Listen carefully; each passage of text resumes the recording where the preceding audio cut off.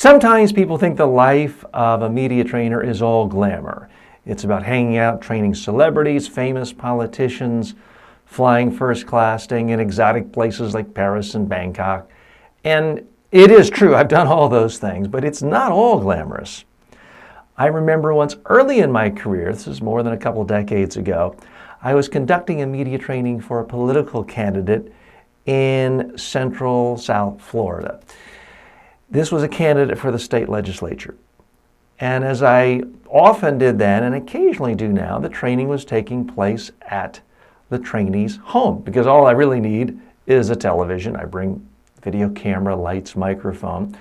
I walk into the house with my partner at the time, Stan, and instantly something was wrong. Now, I don't have a particularly sensitive sense of smell, but all of a sudden it was like, boom, like being punched in the nose, because the stench of cat feces, cat urine, and whatever cat stuff else was so overwhelming. It almost knocked me down. Walk into and this is where I'm supposed to spend the next 8 hours. Walk in, sit down. My partner, Stan, quickly said, "Oh, I just remembered another meeting I have to go to. I'll see you at 5. He got out of there quickly. Smart move. He's smarter than I am. And the candidate comes up to me and says, "Oh, great, looking forward to working with you. Would you like a snack?" I said, "Sure." So she brought me a donut on a tray. The tray is covered with cat hair. The donut is covered with cat hair. I look at the floor, the chairs, everything in the house has about a 1/4 inch to a 1/2 inch of cat hair.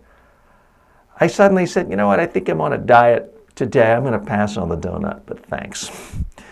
We do the training. I'm trying not to get physically ill. We do the training pretty much as we always do. Get her on camera numerous times, refine her message, all of that. It's lunchtime. Now, those of you who've ever been at a training with me or know me, you know I've never skipped lunch once in my life. I like lunch. I like all 3 meals. I don't skip meals. Maybe I should, but I don't. So she offered me lunch, a sandwich. I look at the sandwich. It's on a plate. The plate is covered with cat hair. So, and I don't like to do this. I don't think I do this very often. Try not to do this, but I lied. I said, "Oh, you know what, I'm just not hungry. Thanks anyway." I couldn't imagine stomaching something covered with cat hair.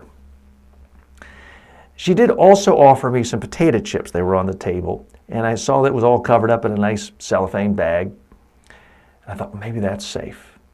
I opened the bag, looked at a chip, no cat hair, ate it, tasted pretty good. I ate another one. I'm starving to death at this point.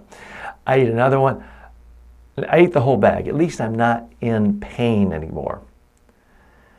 And the chips weren't that bad. When I finished the bag, I turned it over and I looked at the expiration date. June 12th, 1989. Well, at this point, it's about 1994.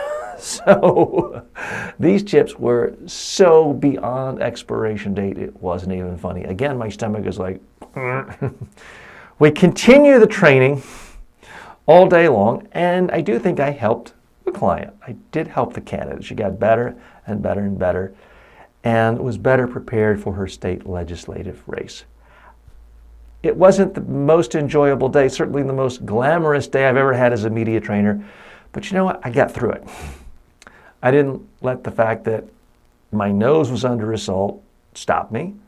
I didn't let the fact that I was practically starving to death stop me. I did my best, and I focused on the client's need. And I tried not to whine or be a baby about it. Okay, so why do I tell that story? I don't use this story very often, but certainly in a question and answer session, when someone's asking me about life as a media trainer, or if I'm speaking to a Toastmasters group where a lot of people sort of aspire to be a presentation coach, media coach, they do find it incredibly interesting, and they think of it as all glamour. So it's useful to let them see there is another side to it.